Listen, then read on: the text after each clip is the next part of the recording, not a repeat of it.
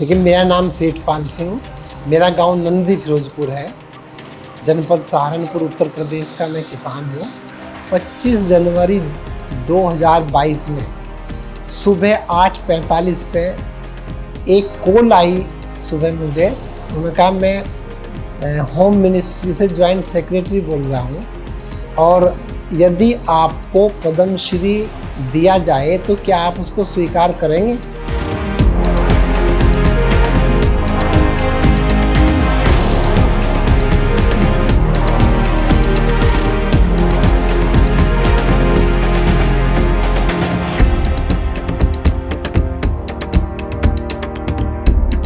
Home ministry से joint secretary का phone और पद्मश्री के लिए बात, तो एक ऐसा मन में उत्साह, ऐसी एक कल्पना जिसके लिए हमने कभी पद्मश्री के लिए सोचा भी नहीं था।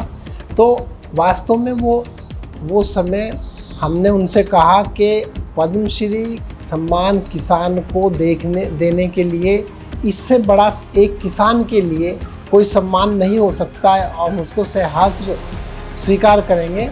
तो इसकी क्या फीलिंग्स थी, क्या उस टाइम की खुशी थी, तो इसको शब्दों में बयान नहीं किया जा सकता।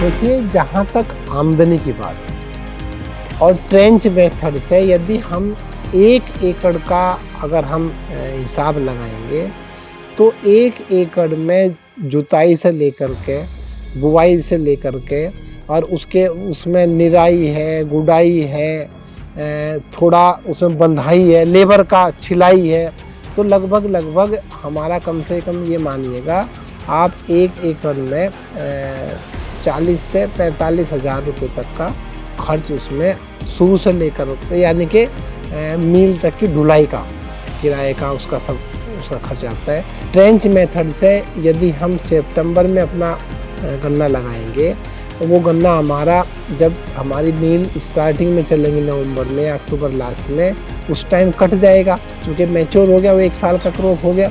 तो अगर हम बहुत अच्छी तरीके देखभाल करेंगे तो कम से कम मिनिमम वो 100 क्विंटल के आसपास, 100 क्विंटल से ज़्यादा भी निकल सकता है। वो हमारी कैपेसिटी है, हम उसको कितना ले सकते हैं। तो मिनिमम में मैंने तो जो मैक्सिमम यील्ड निकाल ली है ट्रेंच मेथड से 166 क्विंटल प्रति बीघे के हिसाब से भी निकाल ली है। लेकिन उसमें अगर हम ऑन एवरेज अगर हम लेंगे तो 80 क्विंटल के 100 क्विंटल के आसपास रहता है। और जो हमारा 1 एकड़ में मिनिमम जो हमारा लाभ है वो 2 लाख से ऊपर रहता है। हमारे पास जॉइंट फैमिली है हमारी और 30 एकड़ में हम लोग खेती करते हैं और हमने अपनी खेती को कृषि विविधीकरण अपनाया है, यानी कि एक ऐसा सिस्टम हम लोगों ने डेवलप किया है जिससे किसान की रोज आमदनी होती है। चाहे गन्ना है, गेहूं है, धान है, ककड़ी और खीरा है, करेला, हम सब्जी की खेती भी करते हैं मचान के ऊपर और उसमें भी हम रोटेट करते हैं उसको। और उसके बाद में हम जो हमारा सिंघाड़े की खेती भी हम करते हैं, जो हमारा प्लेन खेत है, जैसा ये खेत आप देख रहे हैं अभी, इसमें ककड़ी खीरा लगा हुआ है। इसके बाद 15 जून के बाद इसके अंदर सिंघाड़े की खेती हम करते हैं। तो इन सब तमाम चीज़ों को लेकर के हम लोगों ने, चाहे पशुपालन के रूप में, बागवानी के रूप में, सब्जी की खेती के रूप में, पॉपुलर के प्लांटेशन के रूप में, एक ऐसा सिस्टम हम लोगों ने वो बनाया है जिससे हमारा जो है रोज किसान की आमदनी होती है। वैसे तो हमारा बेसिक कार्य, हमारे पिताजी, माताजी, ताऊजी सब कृषि से जुड़े हुए हैं। हमारा कृषि एकमात्र पेशा हमारा है। और उससे पहले हम लोग 1995 में हमारा जो संपर्क हुआ है, एक किसान सहायक थे हमारे, इंद्रपाल सिंह तोमर। उन्होंने हमें कहा, भैया आप जैसे जनरली खेती करते हैं, आप कृषि विविधीकरण को अपनाइए। तो हम लोगों ने उनके सहयोग से 1995 में कृषि विविधीकरण को अपनाया। उसके बाद एग्रीकल्चर डिपार्टमेंट में, गन्ना विभाग में, उद्यान विभाग में आना जाना हुआ, मेले में, गोष्ठियों में, और जो सबसे ज़्यादा टेक्निकल जो सपोर्ट मिला है वो हमें मिला है कृषि विज्ञान केंद्र से।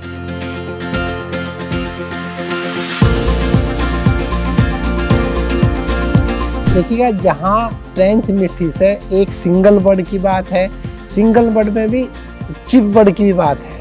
हम उसको जैसा अभी आप ये देख रहे हैं, हमने सब पॉलीथीन में तैयार किया है ट्रे में, उसको बर्ड चिप निकाल कर, गन्ने की जो बर्ड है उसको आँख को निकाल करके हमने इसके अंदर बोया है, और सिंगल आँख का बर्ड चिप भी है।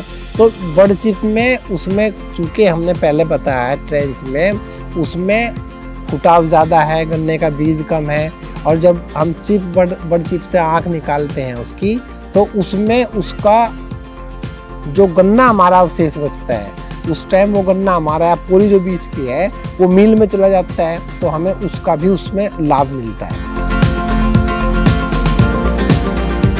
डॉक्टर RN यादव जी प्रभारी थे, उनकी टीम के मेंबर थे, डॉक्टर PK सिंह जी थे, डॉक्टर AK मिश्रा जी थे, कई लोग थे। मतलब एक ऐसी डेडिकेटेड टीम, जो थोड़ी सी भी हमें समस्या हुई, हम लोगों ने उनसे कॉल किया, डॉक्टर साहब ये समस्या हमारी फसल में आ रही खेत में, तो अपनी पूरी टीम को लेकर के और हमारे खेतों के अंदर लेकर के हमें बताना सब कुछ। तो हमने कृषि विविधीकरण को अपनाया। 1995 में हमने सबसे पहले 0 टिलेज मशीन ला करके उसे गेहूं की डायरेक्ट बिजाई की। जहाँ तक आपने ये हल्दी की बात बताई है, हम लोग हल्दी की खेती भी करते हैं, क्योंकि हल्दी का जनरली हल्दी छाया में भी उत्पादन बहुत अच्छा होता है। जब हम पॉपुलर की प्लांटेशन करते हैं, बागवानी आम के बाग में, तब भी उसमें भी हम हल्दी करते हैं। और जहाँ तक आपने किसान के आमदनी के लिए बताया है, ऑर्गेनिक और नेचुरल फार्मिंग के लिए, मेरा अपने देश के सभी किसानों से एक अनुरोध है, हम अपना एक बैठ करके पूरी तरीके से 1 साल का 2 साल का रोड मैप तैयार करें। हम उसी तरीके से उसमें जो भी हमारा लागत को, हमारा जितना उसमें खर्च आ रहा है, उसको बैठ करके उसका जोड़ा। और प्रजाति है इसकी, और इसकी जो पैदावार है, इसकी पैदावार बहुत अच्छी है, और ये आप माने बिल्कुल प्योर ऑर्गेनिक है। इसमें कोई भी इंसेक्ट इसके अंदर इस्तेमाल नहीं है, केवल गोबर की और केंचुए की खाद इसके अंदर हुई है। और इसकी जो क्वालिटी है वो इतनी अच्छी क्वालिटी है, जब हम इस्तेमाल करते हैं और कोई अपने जानकारों को, परिचित जो लोग लेकर के जाते हैं, तो वास्तव में इससे अच्छा कोई दूसरा उत्पाद नहीं, स्वास्थ्य के लिए बहुत अच्छी है। मेरा तो एक भी मानना है, आज के समय में यदि सबसे ज़्यादा किसी शब्द का दोहन हो रहा है तो जैविक के नाम से, ऑर्गेनिक के नाम से। कई लोग उसमें मार्केट में जो खेती से भी जुड़े नहीं है, वो मार्केटिंग करते हैं ऑर्गेनिक उसके। मेरा ये आपने बिल्कुल सही, हम गन्ना भी ऑर्गेनिक करते हैं। उसमें हम चाहे ट्राइकोडर्मा से, बिवेरिया बेसियाना से, ट्राइकोग्रामा कार्ड से, या फेरोमोन ट्रैप से, जिस तरीके से भी, वास्तव में उसमें मेहनत बहुत ज़्यादा है। लेकिन सबसे बड़ी विडंबना यही है, जब हम मील में अपने गन्ने को लेकर के जाते हैं, तो कोई भी आदमी, हम चिल्लाते रहते हैं हमारा ऑर्गेनिक है, ऑर्गेनिक है। उसका तो ये है, हम लोग उसको कुल्लू पर डालते हैं, उसकी शक्कर बनवाते हैं, उसका गुड़ बनवाते हैं, और उसको अपने मित्रों को, जो जानने वाले लोग हैं, उनको उसमें कोई भी रासायनिक खाद मिलते हैं, उस तरफ हम उसका लाभ लेते हैं। लेकिन अगर हम मील के स्तर से अगर हम देखें, या हम कुल्लू पे बेचने के लिए अपने गन्ने को जाएंगे, तो कोई भी कीमत ऑर्गेनिक के नाम से अलग से नहीं मिलती। तो फिर वो किसान भी अपने आप को ठगा सा महसूस करता है, जिसने फर्टिलाइजर भी डाल ली है, कोराजन भी डाल ली है, और दूसरी दवाइयों का स्प्रे भी किया है, उसका भी गन्ना उस रेट बिक रहा है, मेरा ऑर्गेनिक गन्ना भी। तो उस टाइम किसान अपने आप को ठगा सा। तो इसमें तो लेबोरेटरी के माध्यम से चेक होकर के और तमाम तरह का अगर रेट मिलेगा, तो तब किसान उसकी तरफ ज़्यादा आकर्षित होगा। और निश्चित रूप से, और मेरा मानना तो ये, अगर किसान अपने घर के लिए, अपने परिचितों के लिए और अपने मित्रों के लिए भी उस ऑर्गेनिक को लगाए, तो उसको, उनको भी स्वास्थ्य का लाभ होगा, और हमें भी हमारी कीमत फसल का पूरा उत्पादन।